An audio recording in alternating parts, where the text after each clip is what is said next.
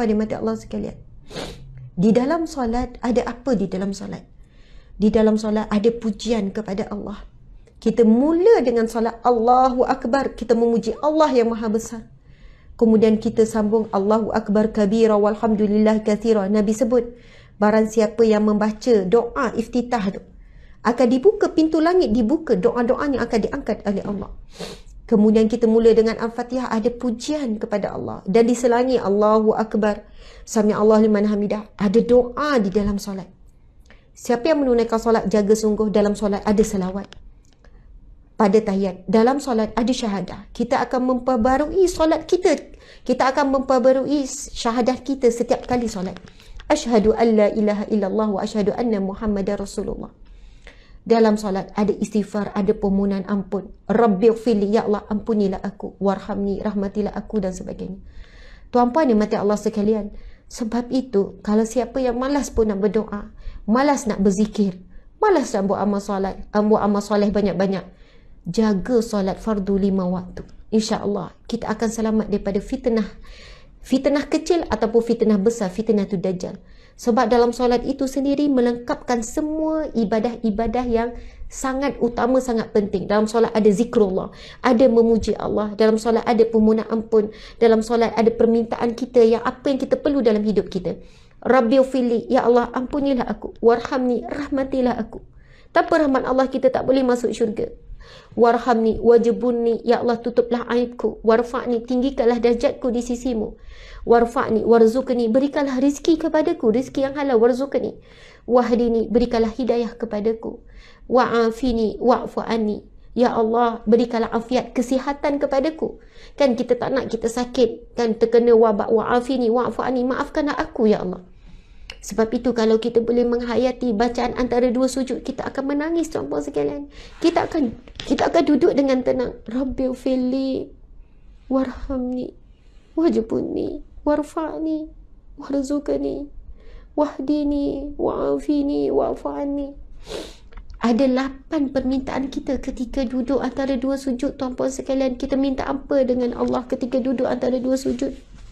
Kita minta kita diampunkan Allah. Rabbighfirli warhamni, ya Allah rahmatilah aku ya Allah. Tolong rahmati hidupku ya Allah. Tolong rahmati keluargaku ya Allah. Tolonglah beri rahmatmu kepadaku. Apa maksud rahmat? Rahmat itu membawa maksud kita hidup bukan tak ada masalah, tapi setiap kali ada masalah akan datang pertolongan Allah. Kita hidup bukan tak ada bahaya, tapi bila kita datang bahaya, datang perlindungan daripada Allah. Itulah hidup yang penuh dengan rahmat. Bila kita dalam maksiat, Allah bantu kita untuk tinggalkan maksiat. Bila kita susah nak buat ibadah, Allah bantu kita, meringankan kita untuk buat ibadah. Bila hidup dalam rahmat Allah, mesti ada jalan keluar setiap kesulitan. Allah berfirman, wa man yattaqillaha yaj'al lahu makhraja. Barang siapa yang beriman kepada Allah, Allah akan berikan jalan keluar. Di setiap kesulitan ada jalan keluar. Wa yarzuqu min haitsu la yahtasib, dan Allah akan berikan rezeki yang tidak disangka-sangka. Subhanallah. Rabbighfirli warhamni, ya Allah rahmatilah aku. Wajibunni, tutuplah aibku ya Allah. Aib kita terlalu banyak. Kalau aib saya dibuka, tak ada siapa yang nak dengar ceramah saya. Tak ada siapa yang nak pandang saya. Dan kalau aib dan maksiat dosa itu berbau, semua hanya kita semua busuk. Kalaulah kesan daripada dosa mengeluarkan bau yang busuk, maka kita semua hanya sangat busuk. Tak ada siapa yang nak pandang. Tak ada siapa yang akan keluar daripada rumah jika setiap dosa yang kita lakukan bertempel di muka. Tetapi sekarang setiap maksiat dan dosa yang kita buat bertempel di hati, tidak kelihatan.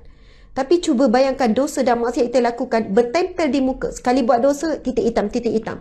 Saya percaya tidak ada siapa yang akan keluar daripada rumah kerana malunya wajah yang hitam kerana dosa. Tapi itu alam ghaib. Allah tidak memperlihatkan. Setiap kali kita buat dosa dicatat. Kita tak nampak bagaimana rupa dosa kita sedang dicatat. Bagaimana tulisan, komen, hemburan, maki hamun kita sedang dicatat oleh para malaikat. Kita tidak nampak, tuan-puan dimati Allah sekalian. Kita pun tak nampak pahala kita dicatat. Semua ini akan diperlihatkan oleh Allah di mahsyar kelak. Di alam kubur kita dah mula boleh melihat. Kita dah boleh merasai kesan-kesannya. Tuan-puan dimati Allah sekalian, kita minta apa dalam doa antara dua sujud? Wajiburni, tutuplah aibku ya Allah.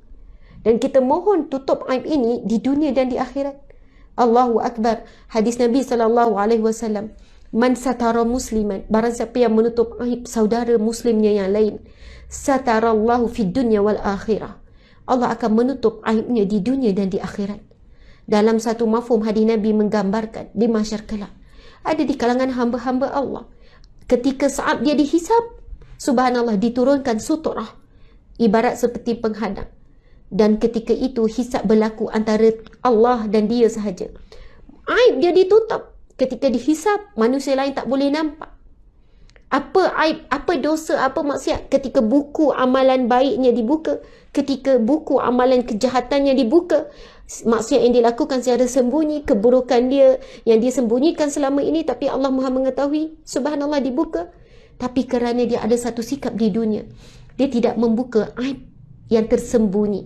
Kalau aib secara terangan, bukan sembunyi lagi. Ini aib yang tersembunyi, yang mana dia sendiri tidak mahu dibuka tapi terbongkar tanpa sengaja dan sebagainya. Na'udzubillah. Man satara musliman, barang siapa yang membuka aib saudara muslimnya, satarallahu fid dunya wal akhirah. Allah akan membuka aibnya di dunia dan juga di akhirat. Na'udzubillah min zalik. Ingatlah, ini zamannya orang sedang membuka aib manusia secara terbuka, tanpa rasa belah kasihan kepada individu yang sedang dibuka aib, tanpa belah kasihan. Ini zamannya. Zaman teknologi. Zaman tak ada sempadan.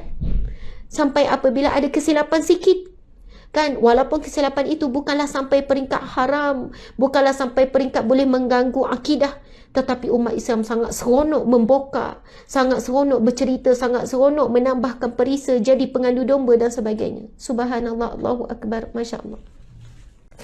Betul seperti rawatan lebah tulis, hukum berzina sepatutnya dirotan di khalayak ramai. Ya, hukum hudud. Kita memang mengharapkan satu hari ada pemimpin yang benar-benar melakukan hukum-hukum Allah Subhanahu Wa Taala seperti yang disebut dalam Al-Quran, hukum hudud. Zina hari ini memang berleluasa, tuan-puan sekalian. Berleluasa. Berleluasa menjadi satu perkara yang tak pelik, perkara yang tak keji, yang dibuat secara sukarela, tak rasa berdosa, tak rasa bersalah. Zina sangat berleluasa. Ini zamannya. Kan, satu persatu tanda-tanda kiamat, tanda-tanda akhir zaman ini, kita boleh lihat, kita boleh dengar.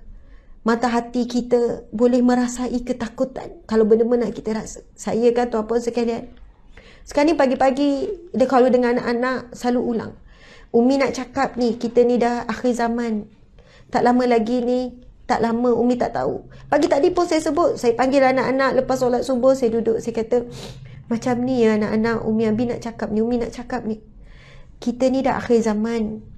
Dajjal tak tahu bila keluar. Tapi bukan pasal Dajjal je kita kena bimbang. Anak-anak kena ni istiqamah, zikir kena jaga, solat fardu kena jaga. Saya tinggalkan anak-anak kan selalu. Tapi 6 zikir yang selalu diamalkan selepas solat, kami cuba istiqamah. Bukan saya nak kata kami istiqamah, tapi cuba 6 zikir. Lepas solat baca Al-Fatihah. Lepas baca Al-Fatihah baca 3 qul, tapi qul Allah ulang 3 kali. Tadi kan saya sebut tentang solat jaga. Kalau betul-betul kita jaga solat 5 waktu di awal waktu, insya-Allah kita tak akan berzina. Kita tak akan menipu, kita tak akan dedah aurat. Tuan-puan, kalau betul-betul jaga solat, Allah berfirman dalam Al-Quran, "Inna solata tanha 'anil fahsya'i wal munkar." Sesungguhnya solat itu akan jadi benteng kamu daripada melakukan kemungkaran dan berlaku perbuatan keji. Tapi siapa yang solat tapi masih lagi melakukan kemungkaran dan keji, bermaksud solatnya itu tidak diterima. Ataupun solatnya itu rosak. Mungkin dia ketika solat itu, dia tak rasa kehambaan betul-betul kepada Allah. Mungkin ketika solat, dia solat dalam keadaan terpaksa. Ini disebut dalam Al-Quran. Siapa yang menunaikan ibadah, melakukan ibadah. Saya baca ayat Quran itu pagi tadi, terjemahan. Saya rasa sangat takut. Juzuk yang ke-10, surah apa ya juzuk yang ke-10? Saya baca terjemahan satu firman Allah. Mereka menunaikan solat dalam keadaan malas dan juga terpaksa. Mereka itu akan diazab oleh Allah. Tuan-puan sekalian, solat dalam keadaan malas dan terpaksa. Hari ini ramai mana yang solat sebab takut. Dia solat sebab yelah terpaksa dah solat lah kan, tak solat kan nanti rezeki tak ada, kan tak solat kan nanti kan takut kena bala, kan tak solat. Allahu Akbar, na'udzubillah min zalik. Masya Allah. Kalau betul-betul kita belajar solat dan kita solat sungguh-sungguh, tuan-puan yang mati Allah sekalian, Allah Maha menunaikan janji. Bila Allah berfirman, "Inna salata," sesungguhnya salat itu tanha, akan mencegah kamu, akan menghalang, akan jadi perisai. tanha anil fahsya'i wal munkar, daripada keji dan kemungkaran. Tapi kenapa masih melakukan kemungkaran? Kamu jaga solat, kamu pakai ketat, kamu dedah aurat, kamu pakai singkat, kamu masih tak mampu nak melabuhkan tudung menutupi dada kamu. Kamu solat, tapi kamu tak menunaikan tanggungjawab sebagai suami, didik isteri, tegur isteri dan sebagainya, tak lindungi sungguh-sungguh. Kita kena cek solat kita, perbaiki solat. Dan kita tahu solat adalah perkara yang paling utama. Bila di masyarakat kelak, hadis Nabi yang sahih, sesungguhnya amalan yang pertama yang akan dihisap adalah solat. Jika solatnya diterima oleh Allah, maka dia selamat. Nabi kata maka selamatlah dia, maka berbahagialah dia. Dia akan masuk syurga. Tapi kalau solatnya tak lepas, walaupun hidupnya banyak sedekah, walaupun hidupnya mungkin banyak puasa, hidupnya mungkin sangat jadi suami yang penyayang, caring, loving, apa semua, isteri pun bagus, jadi isteri pun baik, kerja pun amanah, tapi kalau solat tak jaga, tuan-puan sekalian, solat adalah pintu ataupun anak kunci utama, ibadah yang paling utama yang Allah beri melalui direct, tanpa perantaraan malaikat Jibril, melalui peristiwa Isra Mi'raj. Ibadah puasa, zakat, haji, semua melalui perantaraan malaikat Jibril.